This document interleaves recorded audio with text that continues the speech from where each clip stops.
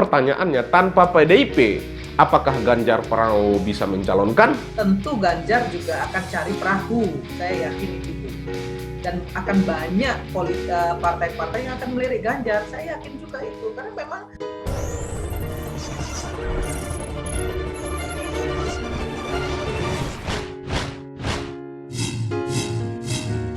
Halo, selamat datang kembali di channel Satrio Bushido Library.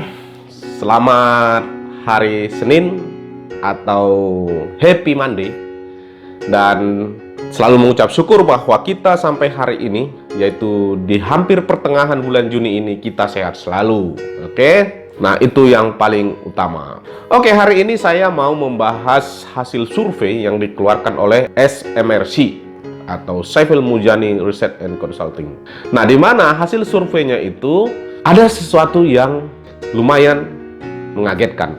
Mengagetkan dalam arti begini. Kalau hasil survei selama ini terkait Pilpres itu ya hal yang biasa, ya hal yang biasa dalam arti ya selalu mereka melakukan survei dan survei. Nah, tetapi survei kali ini adalah yang menarik, yang mereka publikasikan pada hari Minggu 13 Juni 2021 itu, di mana hasil dari responden 1.220 orang dengan usia 17 tahun ke atas, siapa yang unggul dalam survei itu? Ternyata Ganjar Pranowo. Kalau di survei-survei sebelumnya, yaitu yang paling di atas itu adalah Prabowo Subianto. Tapi ini dari 3 calon yang mereka tawarkan, yaitu Ganjar Pranowo, Prabowo Subianto, dan Anies Baswedan, ternyata yang paling teratas itu, yang paling diinginkan untuk memimpin Indonesia 2024 itu adalah Ganjar Pranowo. Nah, kenapa ini bisa Ganjar Pranowo bisa naik?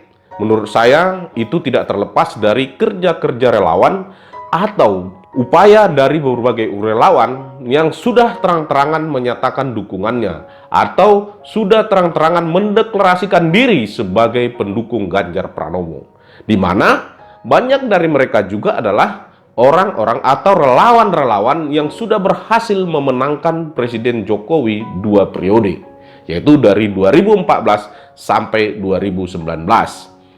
Nah, peralihan dukungan ini masuk akal sebab Ganjar Pranowo merupakan satu-satunya atau merupakan salah satu yang hampir mirip dengan Jokowi, di mana bukan petinggi partai. Ganjar Pranowo hampir mirip dengan Jokowi pada 2014 lalu. Diinginkan oleh masyarakat umum atau relawan, tetapi dia bukan salah satu penentu atau bukan juga elit utama di partai.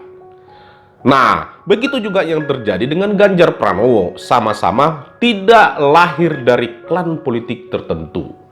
Maka peralihan itu mungkin yang mempengaruhi kenapa terjadi peralihan dari pendukung Jokowi ke Ganjar Pranowo atau punya ekspektasi agar Ganjar Pranowo maju dan menang di Pilpres 2024. Itu menurut saya. Sehingga wajar saja bahwa hasil survei itu ya persentasenya seperti yang kita lihat. Jadi bisa kita lihat dari beberapa media, salah satunya yang saya pakai sebagai data dalam blog ini adalah seperti ini, yang diberitakan oleh CNN Indonesia. Dalam pemberitaan oleh CNN Indonesia dengan judul Survei SMRC, Ganjar berpeluang menang tanpa lewat PDIP. Nah, ini yang menarik yang menurut saya. Nah, kalau kita lihat dari data-data yang ada di sini bahwa manajer program SMRC, Saidiman Ahmad, menuturkan hasil survei yang mereka publikasikan pada hari Minggu 13 bulan 6 atau 13 Juni, dia menyatakan bahwa dari 1.220 responden berusia 17 tahun ke atas di seluruh Indonesia pada 21 sampai 28 Mei 2021 lalu, mereka mempublikasikan hasilnya seperti ini. Ganjar mendapat suara itu 35%, sedangkan Prabowo 30% dan Anies Baswedan 25%. Artinya dari 3 tokoh inilah yang jadi data yang kita pakai. Menurut Saidiman juga bahwa tanpa PDIP, artinya mereka mensurvei ini tidak terhadap kader atau basis PDIP. Nah, dia menyatakan dari hasil surveinya menyebut Ganjar tetap berpeluang menang tanpa PDIP, dengan dukungan Ganjar datang dari partai lain seperti PKB 68%, Demokrat 40%, partai non-parlemen 46%, dan yang menyatakan belum tahu itu sekitar 31%. Nah, artinya PDIP harus lebih berhati-hati kalau misalkan terus menjolimi atau kader-kader PDIP terus menjolimi Ganjar Pranowo. Dengan demikian, dengan hasil survei ini, maka peluang Ganjar itu sangat terbuka lebar. Nah, ini yang ingin saya bahas dengan teman-teman. Jadi, data-data ini, persentase ini sebagai basis kita berbicara bahwa sesuai dengan judul yang kita sampaikan bahwa Ganjar Pranowo menang tanpa PDIP. Nah, itu dia. Nah, sekarang adalah pertanyaan. Kita tahu sendiri bahwa 20% kursi di DPR itu adalah syarat untuk mencalonkan presiden. Artinya, untuk partai politik mencalonkan capres itu adalah 20% perolehan kursi di DPR. Nah, sekarang pertanyaannya, siapakah yang sudah mendapat tiket? Atau siapakah sekarang yang megang tiket untuk bisa mencalonkan salah satu figur tentu dari partai yang ada di parlemen sekarang? Harus melebihi kursi 20% atau 115 anggota legislatif dari partai itu di DPR. 115. Nah, siapa yang sudah punya tiket? Ya, PDIP yang sudah megang tiket. Kenapa?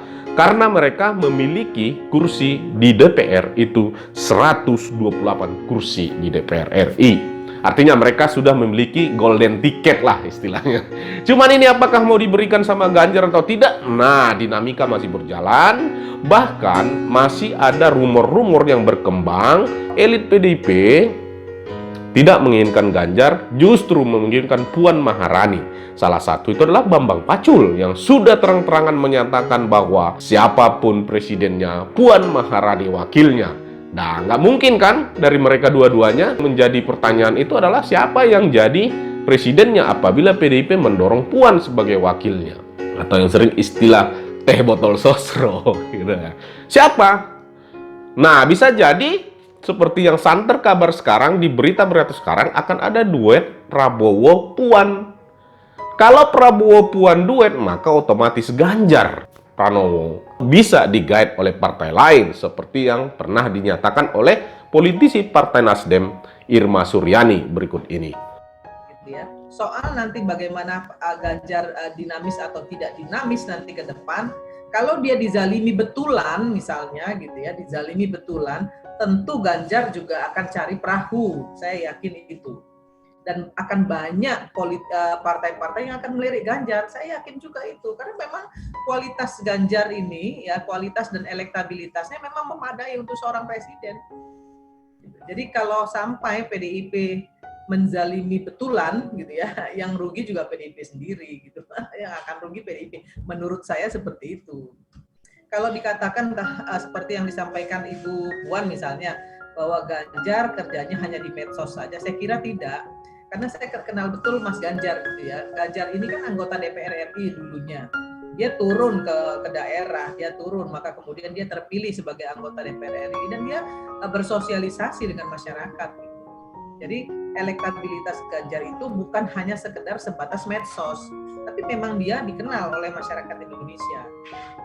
Saya kira itu kok. Setelah kita baca tadi data hasil surveinya, kemudian setelah kita lihat perkembangan terakhir hasil survei ini, kemudian setelah kita lihat pernyataan-pernyataan dari politisi lain bahwa hasil dari survei ini cukup masuk akal. Sebab kenapa? Untuk saat ini, pemilih kita di 2024 atau netizen khususnya, dia tidak melihat lagi partai lu, partai apa, dari partai mana lo. Cuman karena syaratnya harus partai apa boleh buat. Tapi kalau pemilih itu sudah tidak lagi melihat partai, sehingga hasilnya tanpa PDIP pun Ganjar Pranowo bisa menang. Cuman pertanyaannya, tanpa PDIP apakah Ganjar Pranowo bisa mencalonkan? Nah, itu pertanyaannya. Atau misalkan adakah partai lain yang akan mengambil atau bersedia tidak Ganjar Pranowo apabila dicalonkan oleh partai lain di luar dari PDIP? Maka survei ini adalah sebagai dorongan kepada kita relawan atau siapapun Anda yang mendukung Ganjar Pranowo, baik itu yang struktural relawannya sudah terbentuk maupun yang bergerak sendiri-sendiri, untuk terus membangun dan mendorong sosialisasi lebih luas lagi untuk peningkatan elektabilitas. Sebab Pak Ganjar ini masih kuat di Pulau Jawa, butuh dorongan untuk memperluas di pulau-pulau yang lain, khususnya misalkan di Indonesia Timur dan di Indonesia Barat. Oke, itu saja video saya, pesan saya kepada teman-teman semua. Survei ini hanyalah indikator, tapi kemenangannya adalah di kerja-kerja dan proses-proses untuk memperjuangkan kemenangan itu sendiri. Terima kasih semuanya. Semoga Anda bersedia untuk membagikan video ini dan sama-sama kita bangun Indonesia ini dengan pemimpin populis inspiratif seperti Ganjar Pranowo. Kalau bisa wakilnya dengan Kang Deddy Mulyadi. Kenapa Kang Deddy Mulyadi? Silakan tonton di video saya yang lain. Terima kasih. Sampai ketemu lagi kembali di video berikutnya. Terima kasih untuk semua yang telah menonton dan singgah di channel saya. Walaupun ada yang keluar masuk, itu hal biasa. Karena perbedaan pandangan, perbedaan politik itu bisa saja terjadi di negara demokrasi seperti Indonesia. Terima kasih. Sampai ketemu kembali. Cheers!